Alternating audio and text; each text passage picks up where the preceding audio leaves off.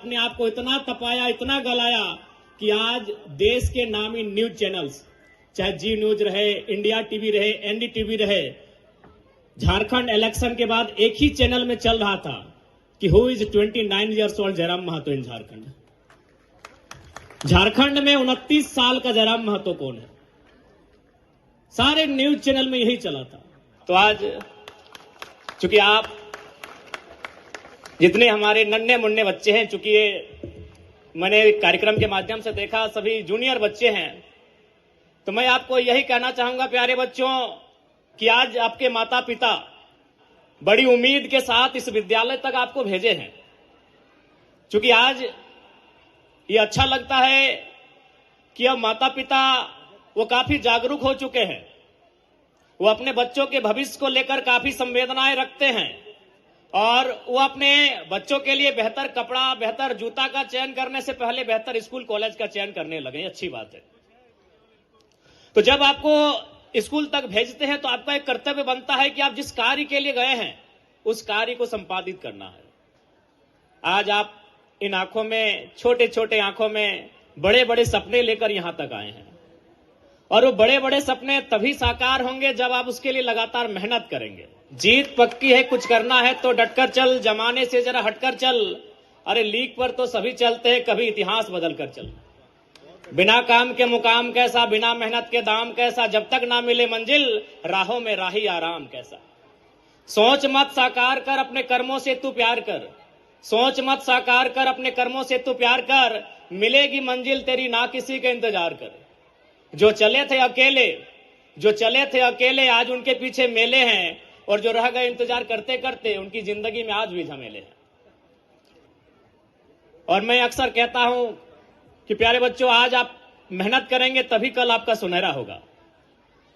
आज आपकी माता रहे, आपके पिता रहे, बहुत मेहनत करते हैं। सुबह 4 बजे 5 बजे भोर चुकी है। तुपचाची प्रखंड की सीमा है और मैं भी इसी प्रखंड से आता हूं, मेरा भी घर बगल में ही है। मैं अभिभावकों को जानता हूं, सुबह 5 बजे उठना, सुबह 6 बजे उठना। इसलिए वो सुबह 5 बजे 6 बजे उठते हैं ताकि उनका बच्चा भविष्य में जब बड़ा हो जाए तो आराम से 8 बजे उठे, किसी दफ्तर में, किसी कार्यालय में जाके कलम से काम करे, ना कि वो फावड़ा और लेकर मजदूरी काम करने निकले। तो इसलिए आज आपका मेहनत ही आपके भविष्य को तय करेगा।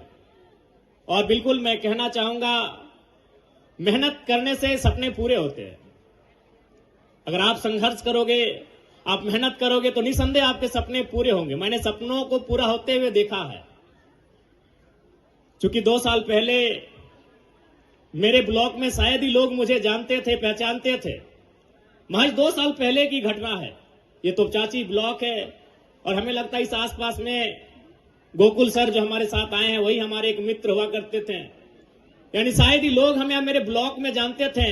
लेकिन आज इस 2 सालों की मेहनत में मैंने अपने आप को इतना डेडिकेट किया, अपने आप को इतना तपाया, इतना गलाया कि आज देश के नामी न्यूज चैनल्स, चाहे जी न्यूज रहे, इंडिया टीवी रहे, एनडीटीवी रहे, झारखंड इलेक्शन के बाद एक ही चैनल में चल रहा था कि who is 29 years old Jairam Mahato in Jharkhand. Jharkhand में 29 साल का जयराम महतो कौन है? सारे न्यूज चैनल में यही चला था कि झारखंड राज्य में चाहे वो द हिंदू रहे, इंडियन एक्सप्रेस रहे, द इकोनॉमी रहे, तमाम नेशनल न्यूज, तमाम प्रिंट मीडिया, तमाम डिजिटल मीडिया, एक ही लाइन चला था 1 सप्ताह तक कि जयराम महतो कौन है 29 साल का झारखंड में। और ये महज मैंने 2 सालों में बनाया। 2 साल पहले मुझे कोई नहीं जानते थे। 2 साल तक मैंने लगातार मेहनत किया। इसीलिए मैं आपसे कह रहा हूं, सपने पूरे होते हैं। उन सपनों के लिए आपको मेहनत करने की आवश्यकता है। और एक बात तो मैं बार बार कहता हूं कि मैं जिस परिवार से आया हूं, अगर आप सुनेंगे तो आपकी रूह कांप जाएगी। अरे आपके माता पिता तो संपन्न है, हमसे अच्छे हैं। मैं जिस परिवार से होकर आज एमएलए की कुर्सी तक आया हूं, आज मैं इस राज्य के सर्वोच्च सदन का मेंबर बना हूं, अगर मेरे परिवार को आप जानेंगे तो आपकी रूह कांप उठेगी। जब मेरी उम्र 1.5 साल से 2 साल तक थी, उसी साल मेरे पिताजी का देहांत हुआ था। 2 महीना पहले मेरे दादाजी का देहांत हुआ था। और संयोग देखिए कि मेरी मां के गर्भ में मेरा छोटा भाई, तो उसका जन्म भी नहीं हुआ था। पूरे 20 साल तक जनरली जब हम मुखिया की बात करते हैं, इस घर का मुखिया कौन है, तो हमारा चूंकि ये पितृ प्रधान देश है, तो हमारे जहन में एक मर्द की छवि आती है कि इस घर का कोई मुखिया मर्द होगा, चाहे चाचा होगा, जेठा होगा, मामा होगा, मौसा होगा, दादा होगा, नाना होगा या भैया होगा, इस घर का मुखिया कोई मर्द होगा। लेकिन पूरे 20 साल तक मेरे घर का मुखिया मेरी मां ने संभाला। अभी किस परिस्थितियों में, 28 साल की उम्र में, और मात्र 28 साल हमारी मां की उम्र थी। तो मैं उस परिवार से आता हूं, उस परिवार से मैंने संघर्ष करके आज इस राज्य के, झारखंड राज्य के सर्वोच्च सदन तक का मैंने सफर तय किया है। तो इसलिए मैं आपको कहना चाहता हूं, बिल्कुल सपने पूरे होते हैं। आप उन सपनों को देखते हैं कैसा, उन सपनों के पीछे मेहनत कैसा करते हैं, उन सपनों के पीछे आप डेडिकेट कितना करते हैं, यह सवाल बनता है। इसलिए आज इस कार्यक्रम में उपस्थित मेरे भाई समान, मेरी बहन समान स्टूडेंट को मैं यही कहना चाहूंगा, आप यहां आके 4 घंटा, 5 घंटा, 6 घंटा समय देते हैं, उस समय का मूल्य लेके जाइएगा।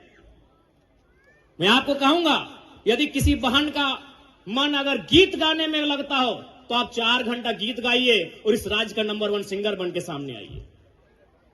यदि किसी भाई को दौड़ने में मन लगता है कि हमको पढ़ने में नहीं दौड़ने में मन लगता है, आप 6 घंटा दौड़िए और झारखंड राज्य का नंबर 1 धावक बन के सामने आइए।